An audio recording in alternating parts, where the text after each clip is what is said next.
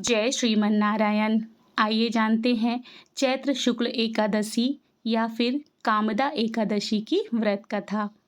धर्मराज युधिष्ठिर कृष्ण जी से कहते हैं कि हे भगवान, मैं आपको कोटि कोटि नमस्कार करता हूँ। अब आप कृपा करके चैत्र शुक्ल एकादशी का महात्म्य कहिए। श्री कृष्ण जी कहने लगे, हे धर्मराज, यही प्रश्न एक समय राजा दिलीप ने गुरु वशिष्ठ जी से किया था और जो समाधान उन्होंने किया था वो सब मैं तुमसे कहता हूँ। प्राचीन काल में भोगीपुर नामक एक नगर था। वहाँ पर अनेक ऐश्वर्यों से युक्त पुंडरीक नाम का एक राजा राज्य करता था। भोगीपुर नगर में अनेक अप्सरा, किन्नर तथा गंधर्व वास करते थे। उनमें से एक जगह ललिता और ललित नाम के दो स्त्री पुरुष अत्यंत वैभवशाली घर में निवास करते थे। उन दोनों में अत्यंत स्नेह था, यहाँ तक कि अलग अलग हो जाने पर दोनों व्याकुल हो उठते थे। एक समय पुंडरीक की सभा में अन्य गंधर्वों सहित ललित भी गान कर रहा था। गाते गाते उसको अपनी प्रिय ललिता का ध्यान आ गया और उसका स्वर भंग होने के कारण गाने का स्वरूप बिगड़ गया। ललित के मन के भाव जानकर कारकोट नामक नाग ने पद भंग होने का कारण राजा से कह दिया। तब पुंडरीक ने क्रोधपूर्वक कहा कि तू मेरे सामने गाता हुआ अपनी स्त्री का स्मरण कर रहा है, अतः तू कच्चा मांस और मनुष्यों को खाने वाला राक्षस बनकर अपने किए कर्म का फल भोग। पुंडरीक के श्राप से ललित उसी क्षण महाकाय विशाल राक्षस हो गया। उसका मुख अत्यंत भयंकर, नेत्र सूर्य चंद्रमा की तरह प्रदीप्त तथा मुख से अग्नि निकलने लगी। उसकी नाक पर्वत की कंदरा के समान विशाल हो गई और गर्दन पर्वत के समान लगने लगी। सिर के बाल पर्वतों पर खड़े वृक्षों के समान लगने लगे तथा भुजाएं अत्यंत लंबी हो गईं। कुल मिलाकर उसका शरीर 8 योजन के विस्तार में हो गया। इस प्रकार राक्षस होकर वह अनेक प्रकार के दुख भोगने लगा। जब उसकी प्रियतमा ललिता को यह वृत्तांत मालूम हुआ तो उसे अत्यंत खेद हुआ और वह अपने पति के उद्धार का यत्न सोचने लगी। वह राक्षस अनेक प्रकार के घोर दुख सहता हुआ घने वनों में रहने लगा। उसकी स्त्री उसके पीछे पीछे जाती और विलाप करती रहती। एक बार ललिता अपने पति के पीछे घूमती घूमती विंध्याचल पर्वत पर पहुंच गई, जहां पर श्रृंगी ऋषि का आश्रम था। ललिता शीघ्र ही श्रृंगी ऋषि के आश्रम में गई और वहां जाकर विनीत भाव से प्रार्थना करने लगी। उसे देखकर श्रृंगी ऋषि बोले कि हे सुभगे, तुम कौन हो और यहाँ किस लिए आई हो? ललिता बोली, हे मुने, मेरा नाम ललिता है।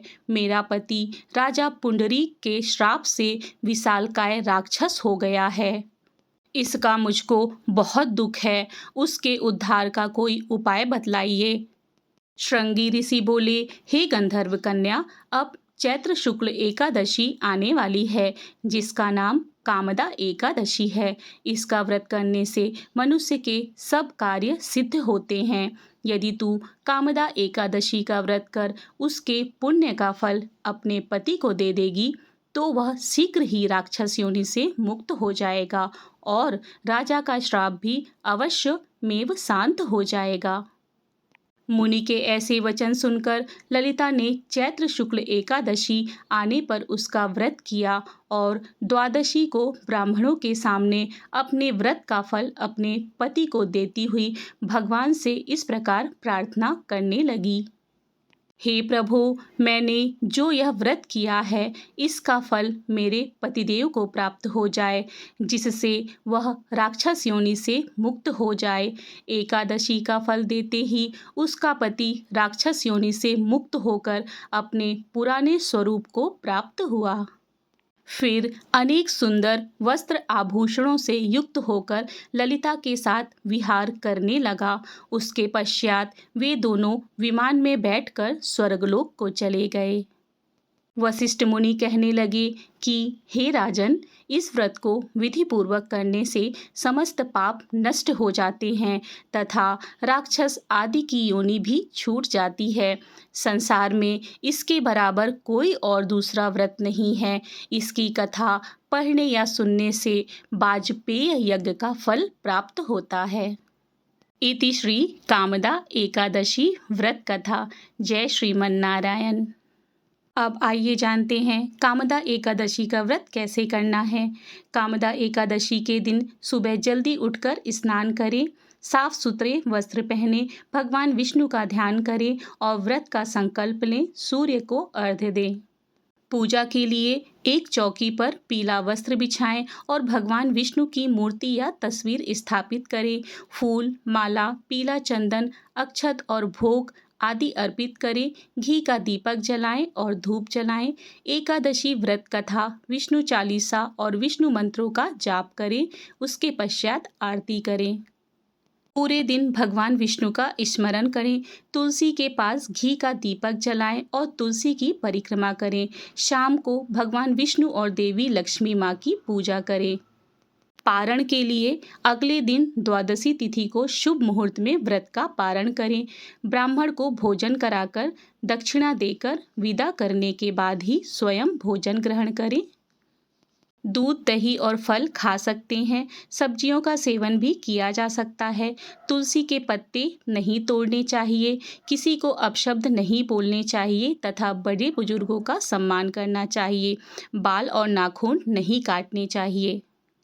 इस तरह कामदा एकादशी की व्रत कथा और उसकी जानकारियाँ संपूर्ण होती हैं। बोलो विष्णु भगवान की जय।